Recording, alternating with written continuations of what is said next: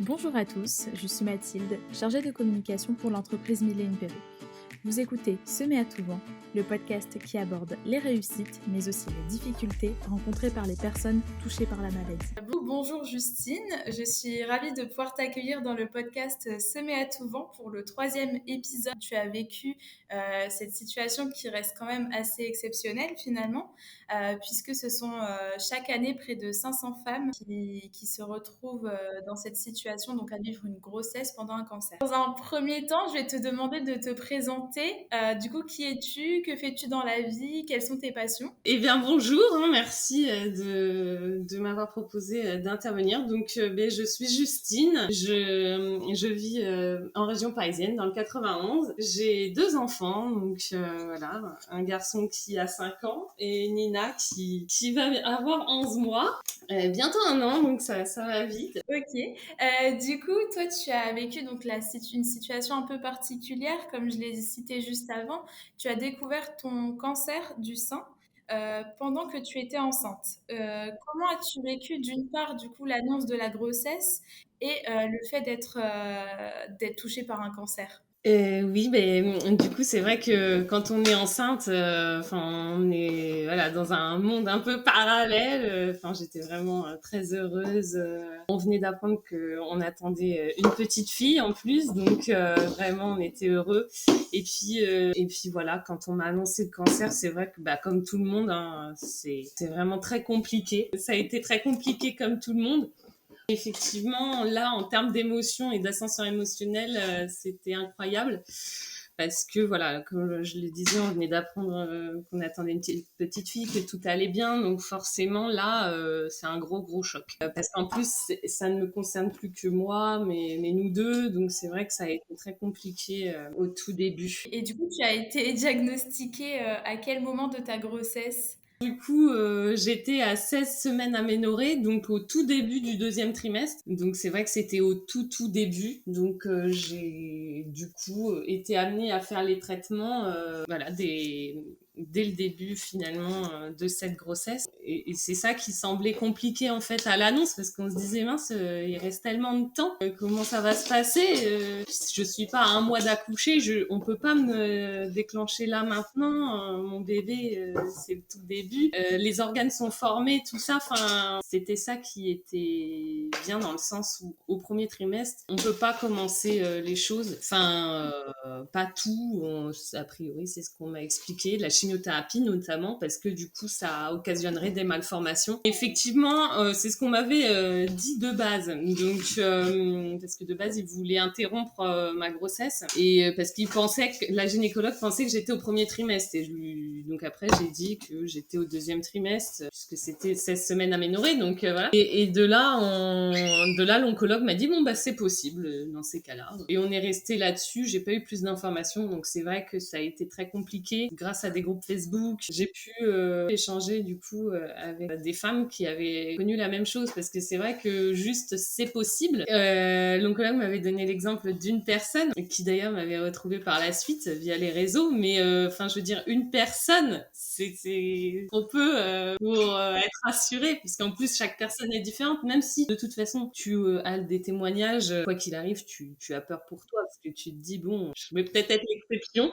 Du coup, t'as un peu peur quand même de la suite, mais c'est sûr que quand même, quand t'as plein de témoignages, c'est quand même plus rassurant que juste l'exemple d'une personne. C'est vrai que grâce à ça, ça m'a permis d'essayer de chasser ces idées noires qui revenaient quand même, hein, parce que c'est compliqué. Oui, bah oui, forcément. Et du coup, c'était plus compliqué pour toi de trouver, enfin, de te rassurer, par exemple, en tapant sur Internet ta situation, enfin, de trouver des témoignages, c'était plus compliqué? En fait, j'en ai pas trouvé vraiment. Oui, c'est vrai qu'il y a peu de femmes qui sont dans cette situation. Mais on n'en parle pas forcément, alors j'ai l'impression que la parole se libère un peu plus. Le fait d'être sur Instagram, en fait, m'a permis de voir, voilà, plein de choses, mais c'est sûr que sans, je me sentais un peu isolée. Donc il y a eu sur Facebook et sur Instagram, mais sinon, voilà, on se sent vraiment seul. On a l'impression d'être une extraterrestre. Honnêtement, j'en avais jamais entendu parler. C'est vrai qu'on parle pas forcément beaucoup de ce qu'on devrait parler finalement. Mhm. Il y a encore beaucoup de choses dont on ne parle pas, c'est vrai. Et du coup, est-ce que les médecins, ils t'ont directement alerté sur des potentiels risques que ça pouvait représenter? Non, du coup, voilà, on m'a expliqué que j'allais avoir le même traitement que si je n'avais pas été enceinte et que du coup, c'était la même chose et qu'on allait traiter ça. D'accord, donc il n'y a pas eu de traitement spécifique du fait que tu étais enceinte. Non, voilà, ça a été les mêmes doses, les mêmes choses. En fait, les seules choses qui ont différé, c'est que j'avais pas le droit à tous les médicaments qui pouvaient empêcher les effets secondaires, en fait, dus à la chimiothérapie, ce qui pouvait être plus confortable ou, par exemple, pendant la mastectomie qui a eu lieu avant la chimiothérapie, ce qui aurait pu me soulager les douleurs. On est resté sur du Doliprane.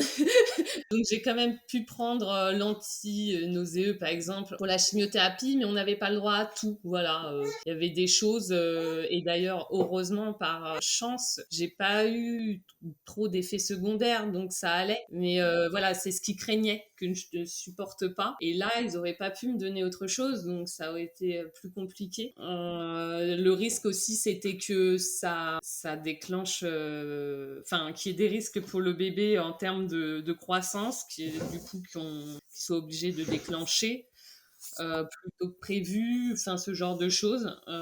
Mais par chance, pareil, ça a été, donc il n'y a pas eu. Ça peut entraîner un accouchement anticipé. C'est vrai que pendant le Taxol, on parle de petites chimio à chaque fois, et honnêtement, pour maintenant l'avoir vécu, Enfin, il n'y a pas de petite chimio, c'est de la chimiothérapie. Hein. Donc entendre ça de la part en plus de médecins, je trouve ça incroyable. On est enceinte et je suis pas la seule, donc a priori c'était pas une vue de mon esprit, contrairement à ce qu'on pouvait me dire. Ça déclenche des contractions, donc pendant 1 heure, heureusement ça a duré qu'1 heure, j'avais des contractions non-stop et par chance ça m'a pas déclenché mon accouchement, mais c'est vrai que pour certaines ça peut le faire, donc voilà, il y a toujours quoi qu'il arrive un risque. Il y a rien de glamour d'avoir un cancer et pareil du coup un cancer enceinte non plus, même si on a cette chance quand même de scinder notre cerveau en deux, et c'est vrai que j'avais l'impression parfois que j'avais pas le cancer, j'étais que enceinte, donc c'est vrai que c'était un vrai bonheur, on avait cette chance. Quelle a été la réaction de tes proches? Et mes proches, c'est vrai que ben, comme moi, ils étaient choqués parce que ils venaient d'apprendre que j'étais enceinte, donc forcément, là, ils s'attendaient pas du tout. Et puis, on parle pas du cancer jeune, en fait. Donc, ils s'attendaient pas du tout à ce que je déclare un cancer à 34 ans. C'est pour ça qu'on essaye d'en parler, de nous faire entendre pour que il n'y ait pas de retard de diagnostic. Pendant tout mon suivi gynécologique, puisque ma tante paternelle a eu un cancer enceinte, donc c'est vrai que depuis toujours, je suis assez vigilante par rapport à ça. Enfin, je me dis, enfin, j'avais toujours une appréhension, on va dire.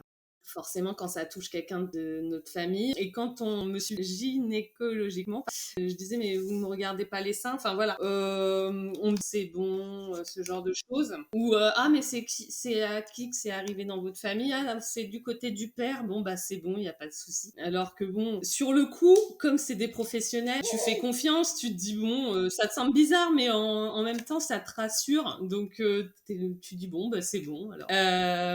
Et finalement, voilà, quand ça t'arrive à 34 ans, tu repenses à tout ça et puis tu te dis c'est quand même incroyable qu'on soit obligé à l'heure actuelle de demander des examens parce que le nécessaire n'est pas fait, je sais pas, par faute de temps ou autre, mais par négligence, parce que du coup c'est vrai que là j'ai eu cette chance que une n'était pas le test, que sinon je sais pas où j'en serais à l'heure d'aujourd'hui. On aurait attendu quoi? Peut-être qu'il soit trop tard, parce que quand je dis que j'étais sensibilisée, finalement pas vraiment, parce que je savais pas qu'il fallait s'autopalper 1 fois par mois et j'avais pas du tout connaissance de ça. Je pensais qu'une visite chez le gynécologue 1 fois par an suffisait, mais c'est vrai que quand j'y repense, quand les examens d'usage n'étaient pas faits 1 fois par an, de toute façon oui, c'était pas suffisant finalement. C'est important de se regarder, parce que c'est pas seulement une boule, parce qu'on entend souvent parler de ça, que c'est une boule, mais parfois c'est pas une boule, c'est un téton rétracté, c'est des veines apparentes, c'est plein de choses, donc il faut vraiment être vigilant, parce que ça peut vraiment arriver à tout le monde, et même enceinte, donc voilà. Mais moi, en fait, ça me fait penser que tous les ans, 1 fois par an, chez ma gynécologue.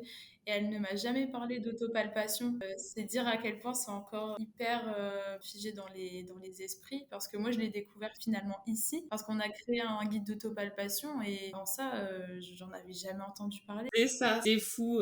Alors que voilà, ça peut vraiment te sauver la vie parce que ça peut aller très vite. Il y a des cancers vraiment agressifs. Il faut qu'ils soient pris en charge très rapidement. C'est sûr que c'est quand même très important, qu'il faut vraiment en parler, que ce soit plus tabou, parce que pourquoi en fait on en fait voilà un tabou alors que finalement c'est pour notre santé quoi. C'est qu'on puisse tous vivre, avoir une chance de vivre. C'est ça, c'est ça. Du coup, est-ce que tu as pu ressentir des doutes, des inquiétudes quant à ces traitements durant ta grossesse? Ça a été compliqué pour toi à gérer psychologiquement? Oui, oui, c'était très compliqué, mais j'essayais de pas y penser. Mais bon, c'est sûr que dès que je croisais quelqu'un enceinte, forcément, ça interpelle quand tu es enceinte et sous chimiothérapie. Donc à chaque fois, j'avais mon lot de questions auxquelles je ne pouvais pas répondre, car c'était moi-même enfin, c'était mes questions. Donc forcément, est-ce que ça impacte le bébé? Le bébé va bien? Ça va pas lui occasionner des soucis plus tard, sur le long terme? Forcément, c'est ce genre de questions que je me posais tout le temps. Enfin, ça dénotait complètement avec la grossesse que j'avais pu mener pour Noah précédemment, où ça a été une grossesse idyllique, où voilà, ça faisait suite en plus à une grossesse arrêtée, donc ça a été mon petit bébé miracle. J'avais complètement investi ma grossesse, j'étais voilà, sur un petit nuage. Et là, oui, c'est une grossesse particulière où tu culpabilises, tu te dis, bon, est-ce que ça va aller? Même quand j'ai accouché, on me l'a mis dans les bras, c'était incroyable. Et même encore à l'heure actuelle, j'y crois toujours pas, donc c'est... C'est vrai que c'est un petit miracle hein, quand même. Est-ce que tu as pu te sentir éventuellement jugée par le fait de garder Nina? Pas forcément, non. Au tout début, c'est posé la question, justement, est-ce qu'il fallait continuer, est-ce qu'il fallait arrêter? Moi-même, bah, je savais pas. En je voulais vivre, c'est évident. J'ai pensé à mon fils, enfin, à moi déjà, parce que je tiens à le dire, parce que beaucoup n'ont pas d'enfants. Et forcément, on pense à soi, à vivre, à faire notre vie. J'avais rien vécu, j'avais tout à vivre, donc forcément, on pense à soi. Après à mon fils et puis oui à ma fille in utero, tu te dis bon qu'est-ce que je fais, j'en sais rien, donc jusqu'au bout en fait j'ai jamais su, j'ai jamais réussi à me positionner parce que je savais pas, c'était un choix cornélien en plus avec des tenants et des aboutissants que je ne maîtrisais pas, on m'expliquait rien, choisir quoi, je sais pas. Parce que comme j'avais pas pu faire de PET scan vu que j'étais enceinte, ils ne voulaient pas le faire pendant ma grossesse. Je savais pas si c'était juste localisé ou donc forcément c'est pas pareil. C'est un peu à l'aveugle en fait. Voilà, donc c'est pour ça que je dis à chaque fois, mais j'ai eu trop de chance et c'est pas quelque chose, c'est tellement particulier qu'on peut pas reproduire la situation en se disant oui c'est bon, mais non en fait. Donc évidemment je souhaite à personne, même si là à l'issue c'est Nina va bien, je vais bien, c'est à l'instant T. Il y a toujours tout un tas de questions, on essaye de pas y penser. Et puis d'aller de l'avant. Mais oui, par rapport au jugement, au tout début, c'est vrai que beaucoup m'ont orienté pour interrompre bah, notamment le corps médical. Et puis oui, après, c'est vrai que pour l'entourage, c'était une grossesse récente. Mais voilà, ça n'a pas été si simple parce que c'est pas un coup de baguette magique et on interrompt. Et puis tu étais aussi dans ton deuxième trimestre. Bah, c'est ça. De toute façon, je sentais que ce serait pas le cancer qui allait me tuer, mais vraiment le fait de mettre un terme, ça aurait été vraiment trop compliqué pour moi. Et je respecte d'ailleurs celles qui font ce choix-là, parce que pour moi, c'est ça vraiment le courage. J'aurais jamais pu le faire tellement il y avait de pression à interrompre. Voilà, à chaque rendez-vous médical, c'était un peu ça. Du coup, je me suis quand même posé la question, et quand on m'a expliqué, non, c'était pas possible. Je savais que ce choix-là, j'allais pas pouvoir le faire. J'allais pas pouvoir mettre un terme. Donc j'ai continué, mais j'ai vraiment eu peur. Du coup, coup, après, c'était un peu du déni jusqu'au bout. C'est pour ça qu'encore à l'heure actuelle, j'y crois toujours pas. Je me dis des fois, c'est pas de moi qu'on parle. J'ai pas traversé ça. C'est très bizarre. Non, mais je comprends. Et donc, tu as donné naissance à Nina, donc une petite fille de bientôt 1 an. Comment s'est déroulé pour toi donc l'après-grossesse? Et est-ce que ton traitement contre le cancer était terminé au moment où tu as accouché? Non, c'était pas du tout terminé. En fait, j'ai accouché donc le 9 juin, donc on m'a déclenché le 8 juin. J'ai accouché le 9 juin. Elle a décidé de venir le 9 à minuit 2. Donc c'est bien une fille qui a un sacré caractère. Elle voulait choisir son jour et elle a bien raison. Et du coup, 2 semaines après, j'ai continué ma chimiothérapie en fait. Ils ont arrêté 2 semaines avant d'accoucher parce qu'ils estimaient qu'il fallait 1 à 2 semaines. Voilà, j'ai poursuivi ma chimiothérapie. Tous les jours, ça a été très compliqué. On s'imagine pas en fait tant c'est compliqué pour se libérer du temps pour aller en chimiothérapie, trouver quelqu'un pour garder les enfants. Le temps de nos traitements, en fait, il n'existe rien pour permettre aux femmes d'aller sereinement se faire soigner. Et, est-ce que tu aurais des conseils pour les femmes qui traversent cette situation, que ce soit tant pendant la grossesse qu'après? De s'écouter, d'essayer au maximum de s'appuyer sur l'entourage. S'il est présent, de pas hésiter à demander de l'aide. C'est compliqué, mais c'est nécessaire parce que sinon c'est très compliqué. De pas hésiter à se renseigner auprès de toutes les associations, d'aller sur les réseaux, d'en user et d'en abuser, comme je dis souvent, parce que c'est bien ça qui m'a permis de me relever. Bien souvent, voilà, l'entourage, bien qu'il soit présent, voilà, ne sera pas forcément aussi présent qu'on le souhaiterait finalement, ou ne comprendra peut-être pas tout. Le fait de pouvoir échanger avec des personnes qui ont vécu la même chose, qui ont vécu le cancer, ça permet vraiment de se sentir mieux. Et puis surtout, j'ai tout appris franchement sur Instagram. Et si je peux aussi à mon tour apporter, ça serait un grand plaisir pour moi, parce que c'est vrai que j'ai vraiment tout appris sur Instagram. On nous le dit pas. En fait, il faut le demander, mais sans le savoir, c'est compliqué pour demander quelque chose qu'on ne connaît pas. Donc,